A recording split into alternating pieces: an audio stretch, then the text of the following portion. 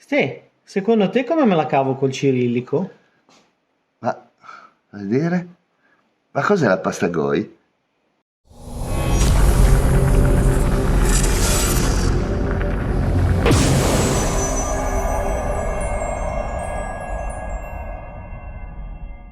Bella ragazzi, Bella ragazzi, Bella ragazzi, questa sera vi faremo vedere come fare in casa un prodotto che è molto costoso ma si riesce a fare con 3 ingredienti e sono tutti comuni e si riescono tranquillamente a trovare nei negozi e nei negozi di brico o supermercati addirittura.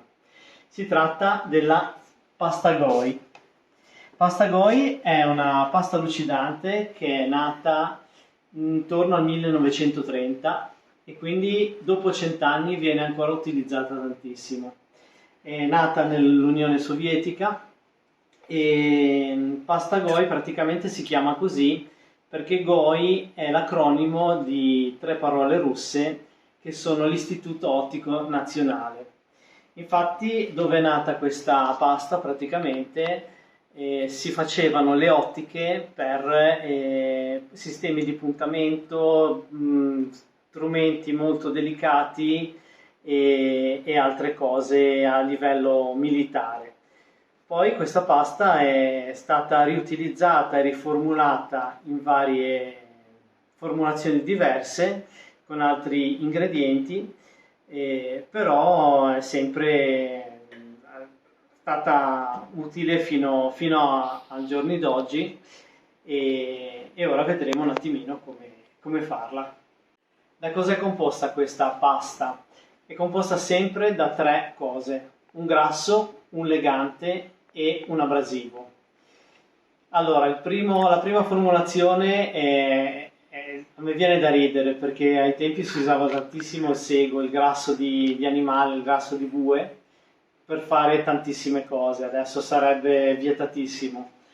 E la prima applicazione appunto usava il grasso di bue. Poi è possibile anche sostituire questo grasso con la cera d'api, la cera parafinica, la cera stearica che forse ricorda un attimino di sì. più il grasso animale o addirittura il grasso al litio. Poi come legante si usa principalmente l'olio di lino, ma si possono usare anche altri leganti, poi vedremo eventualmente che cosa si può utilizzare. E l'abrasivo principale era appunto l'ossido di cromo verde. L'ossido di cromo verde si trova nei negozi di brico come pigmento per colorare cemento, per colorare vernici e altro. È finissimo perché appunto essendo usato come pigmento è macinato a una finezza estrema, quindi va benissimo per le lucidature finali. E è stato usato quello perché appunto, visto che lo scopo primario di questa pasta era quello di lucidare strumenti ottici, serviva qualcosa di più duro del vetro. Quindi col vetro andiamo con durezza di scala Mohs da 3 a 5 secondo il tipo di ci sono vetro. anche vetri che arrivano a 7 Sì, e l'ossido di cromo verde è 8,5. sì, quindi lavora tutti i tipi di vetro, tutti i metalli, tranquillamente. Poi si possono usare anche altri abrasivi. Sì, Eh, abbiamo ad esempio l'ossido d'alluminio, che è Questo- quello che abbiamo fatto nel nostro video 397. Questo in realtà è idrossido d'alluminio, solo che portandolo a una temperatura superiore ai 450 gradi per un certo tempo diventa ossido d'alluminio con durezza praticamente come il corindone, durezza 9, Si può usare l'ossido di ferro tipo e questo. È meno duro, ma va bene per le finiture. carburo di silicio o addirittura anche, ce l'abbiamo qua, che l'ho recuperata e setacciata io da un fiume, la magnetite, Magnetite. che è un ossido di ferro 4 se non Sì, ricordo male. È minerale di origine naturale. È magnetica, sì, infatti si recupera, si estrae dalle sabbie con una calamita. E la cosa divertente anche qui, ho provato a farla ancora più fine mettendola in un macinacaffè, dopo circa 30 secondi erano sparite completamente le lame, quindi ho capito quanto fosse dura questa tipo di pasta. Si può lasciare così oppure si può addirittura setacciare per farla più fine e fare un abrasivo un po' più cattivo, ma sempre che lasci delle righine piccolissime, a differenza invece dell'ossido di cromo verde che proprio lascia una finitura a specchio e lo fa con un modo veramente particolare che si differenzia dalle carte abrasive che poi vi faremo vedere. Qua abbiamo già i 3 componenti pesati, qua sono i contenitori dei 3 componenti, questa qua è la cera, e quindi abbiamo qua l'olio di lino, che lo mettiamo subito a scaldare. E ce ne vanno 18 grammi. Poi abbiamo la cera, Che la mettiamo dentro. 20 grammi. E dobbiamo farla fondere nell'olio di lino. Questo tipo di cera qua è una cera paraffinica, quindi fonde a temperature che quasi si possono toccare con le dita, siamo intorno a, mi sembra, 80 gradi. Anche meno, 70-80 gradi. Sì, 70, 60, 70. La paraffina pura, quella del commercio normale, sui 60, 65. Quando adesso si scioglieranno e aggiungeremo poi l'ossido di cromo. Che ce ne vanno 10 grammi. Mentre la cera si scioglie, tanto cominciamo a farvi vedere un piccolo esempio con questa che abbiamo già fatto. Si mette su un tampone o un feltrino. Qui abbiamo una lastra di ottone che è stata all'aria per tanto tempo, ha creato lo strato di ossido e comunque ha delle mini righine che non la fanno rendere lucida a specchio. E si passa la pasta sull'oggetto. È incredibile perché diventa subito quasi uno specchio. Si fanno tanti piccoli circoletti su tutte le posizioni. Vedete che questa pasta che si sta sporcando di nero, il nero è dovuto al fatto che le particelle di metallo sono talmente fini che la luce poi non riesce più a rimbalzarci sopra e uscire fuori. Togliamo lo strato di cera e guardate che risultato. Adesso c'è ancora un po' di cera, poi questa si può togliere con un solvente, però è praticamente, qui dove l'abbiamo pulita, uno specchio. La cera è completamente sciolta, vedete che si mescola perfettamente insieme all'olio di lino. E adesso aggiungiamo il nostro ossido di cromo verde.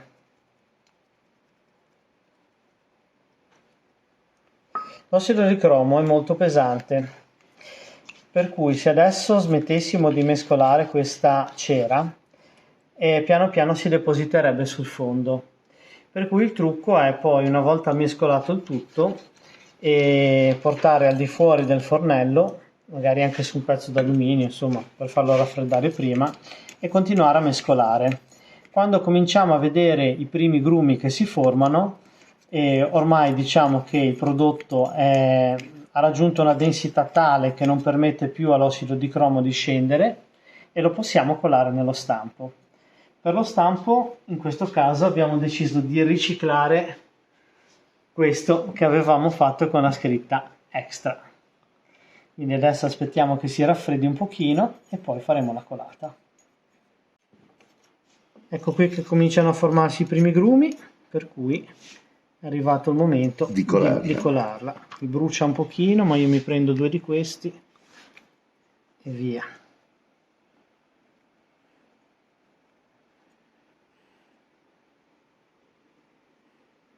Oh, che bello! E ora questa la lasciamo raffreddare. Ora, la formulazione che vi abbiamo dato prima è per crearla un po' più pastosa. E qui in mattoncino sarebbe più comodo averla un po' più solida. Perché? Perché ci sono diversi modi di utilizzarla.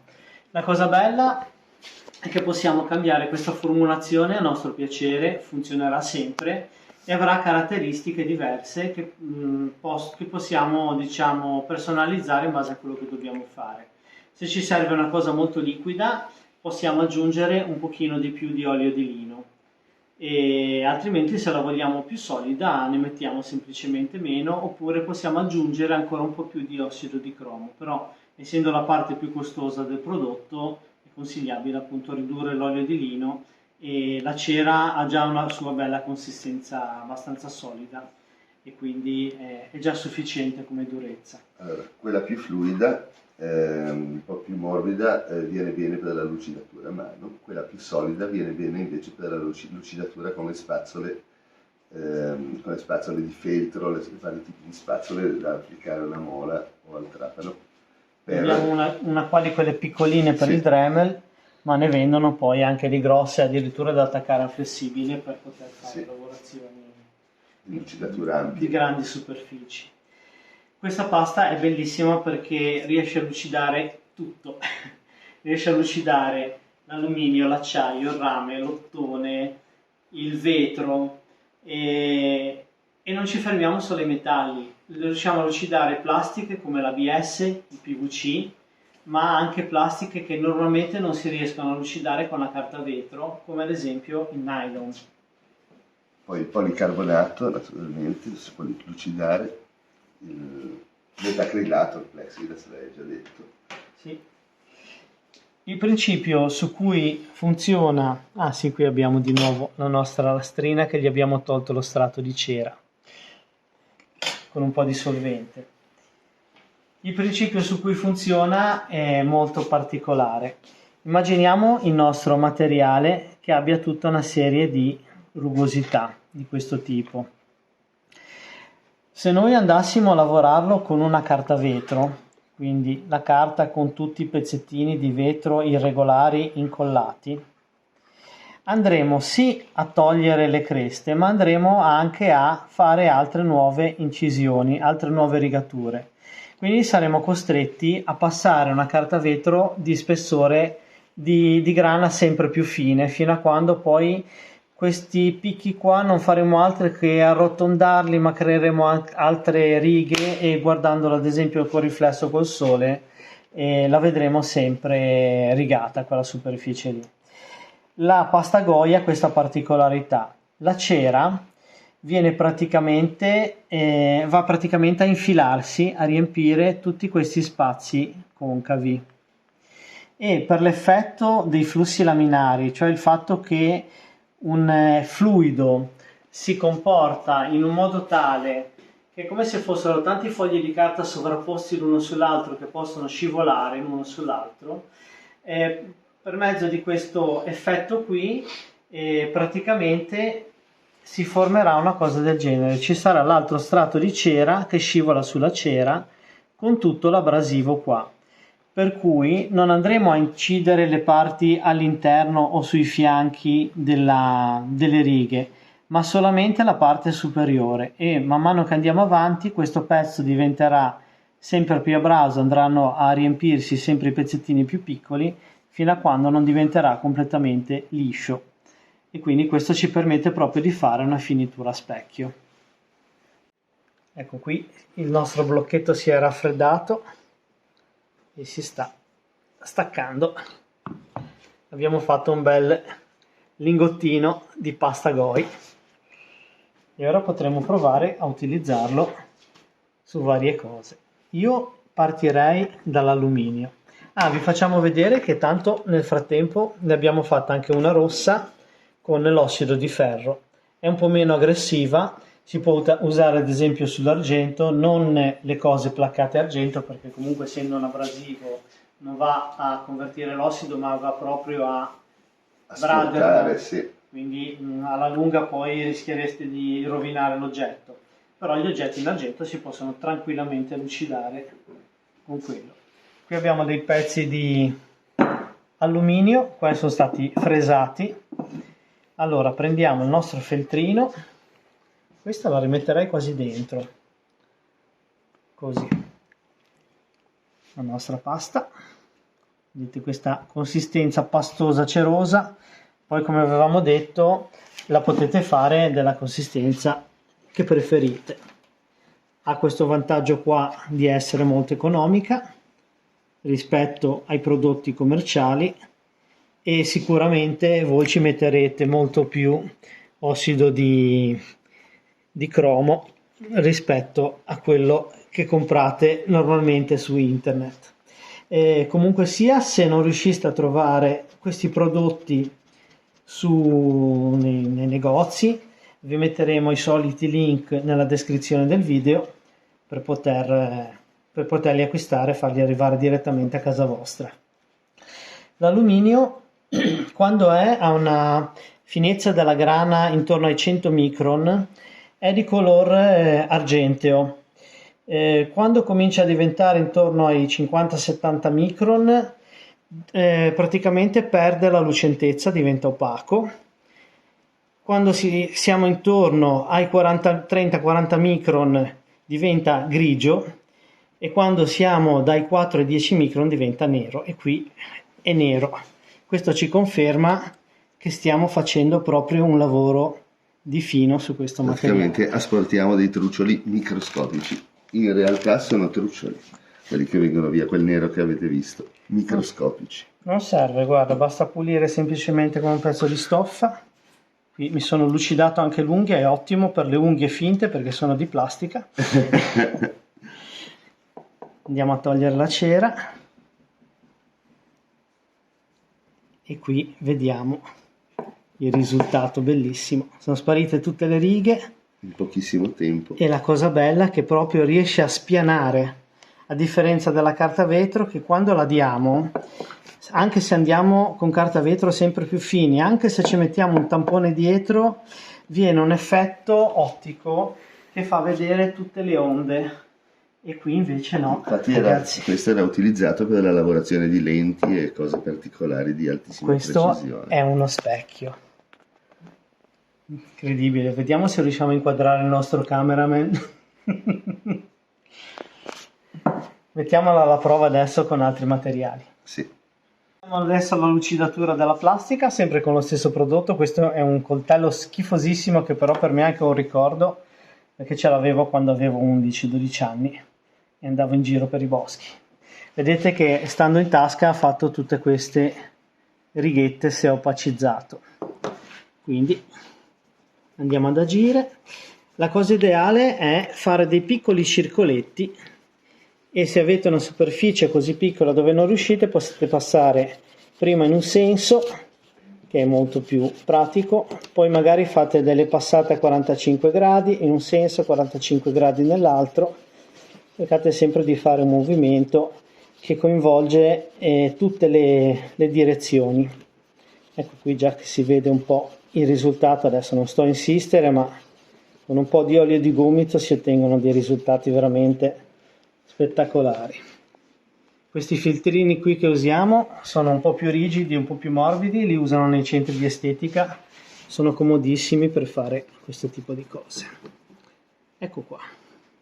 Ora, dove ci sono le righe molto profonde che ci entra l'unghia dentro, ovviamente ci vorrebbe molto più tempo. Oppure ci vorrebbe una carteggiata preliminare fino a abbassare se non riuscite a lucidarla rispetto a qua, sì, che non è stato fatto il trattamento, si vede proprio la differenza. A proposito di coltelli, questa pasta qui viene utilizzata anche sulla coramella. Che cos'è la coramella? È una striscia di cuoio che veniva usata anticamente dai barbieri, ma c'è ancora chi ha questa passione del rasoio all'antica, o comunque viene utilizzata anche per affilare coltelli. E praticamente è una striscia di cuoio che viene ricoperta di questo abrasivo. In antichità ci sputavano sopra, ma non è proprio il massimo per l'acciaio e il carbonio, perché poi arrugginisce. Invece questa, avendo la cera, non lo fa, e serve a fare l'ultima passata di finitura e lucidatura sulle lame. Infatti questa pasta qui viene utilizzata anche a livello industriale per lucidare le lame dei bisturi e degli strumenti chirurgici. Nel frattempo qui Stefano sta rovinando un pezzo di plexiglass. Ho dato la carteggiata. Praticamente facciamo conto di aver lavorato un pezzo di plexiglass, di averlo magari lavorato di macchina o a mano con lime e cose del genere, poi dobbiamo carteggiare e abbiamo una finitura opaca. Quando arriviamo a questo punto prendiamo un filtrino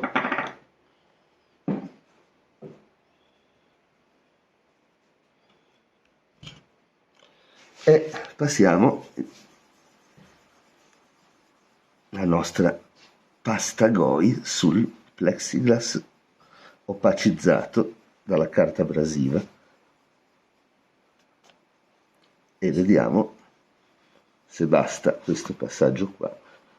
Prendiamo un attimo una cosa per pulire, Sì, un feltrino di questi.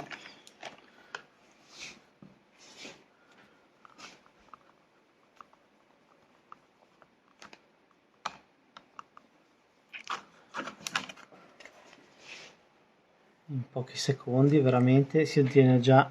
È sparita praticamente l'opacizzazione. Se insistiamo ancora sparisce ancora meglio. Riusciamo a far diventare proprio trasparente. Se avete degli oggetti piccoli, ad esempio un anello o pezzettini di, che ne so, se costruite pezzi meccanici di precisione, ad esempio di orologi, leverismi, cose del genere, il modo più comodo è quello di prendere una tavoletta di legno. Se avete dell'MDF, addirittura questa pasta qua si riesce a spalmare sopra e viene presa dalla porosità dell'MDF. E altrimenti si prende semplicemente un foglio di carta, si mette su una tavoletta di legno, si sporca con la pasta Goi e si passa il pezzo sopra la carta e viene anche quello a specchio. Come vedete c'è l'alone opaco intorno, bisogna trovare l'angolazione giusta per vederlo. Sono sempre difficili questi video da fare per far Così, vedere le micro righe. con la luce che riflette. Come grassi, dicevamo prima, come eleganti, scusate, veniva usato anche l'olio minerale. L'importante è che non sia olio minerale siliconico, perché altrimenti non si mescolerebbe bene poi con l'olio di lino cotto. Sto ravvivando un esperimento di tanto tempo fa. Avevo fatto una lega rame stagno al 50% di rame e 50% di stagno, una lega fragilissima che se cade va a pezzi, guardate che frattura, però è una lega dura e lucidabilissima. Ci facevano anticamente degli specchi. Ce li fanno tuttora. Ce li fanno tuttora. E non riesco a fare il riflesso, ecco, che riflette qualcosa, riflette Mike. La particolarità di questa lega, a differenza degli specchi, è che non c'è l'effetto della rifrazione del vetro davanti, ma ve ne parleremo in un altro video dedicato a questo. Nel frattempo sto lucidando un pezzettino di tubo di rame che dietro era così.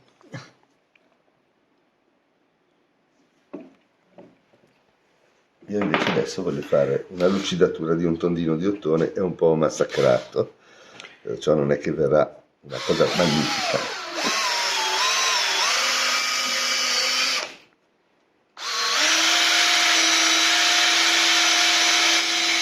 Invece mi sembra che stia venendo proprio bene. Io sul tornio a volte lucido con questo sistema i pezzi.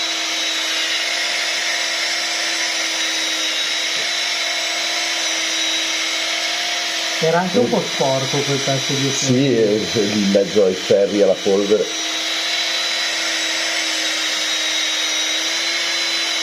Facciamo un attimo una pulizia, vediamo come viene, uso la carta qua. Fantastico. Cioè, una cosa così sembra veramente un oggetto d'arte moderna. Molto bene. Un prodotto davvero eccezionale. Sì. Ah, una cosa importantissima.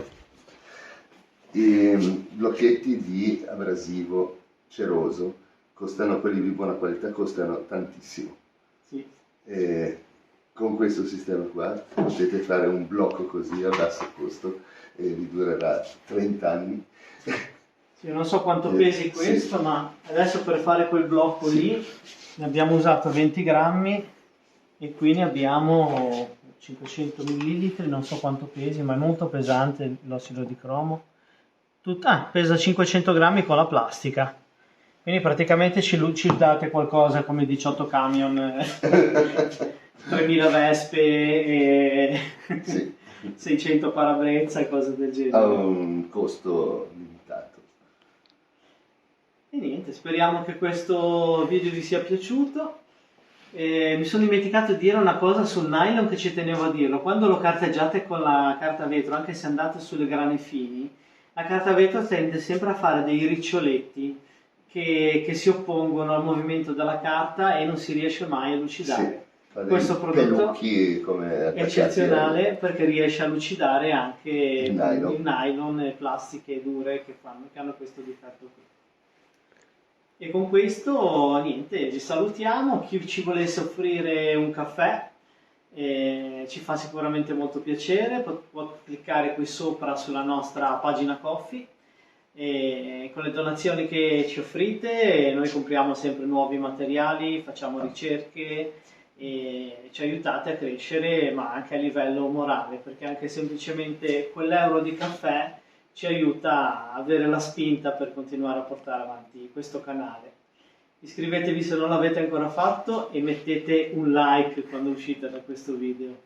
E ringraziamo tutti quanti che ci hanno già offerto un caffè. Grazie. Grazie mille anche a tutti i recurrent che hanno fatto una donazione fissa mensile e automatica. Quindi queste sono proprio le persone che ringraziamo di più perché sappiamo che ci danno un minimo fondo che sarà sempre costante per andare avanti con le nostre prove, i nostri esperimenti. Bella ragazzi! Bella ragazzi. Bella ragazzi!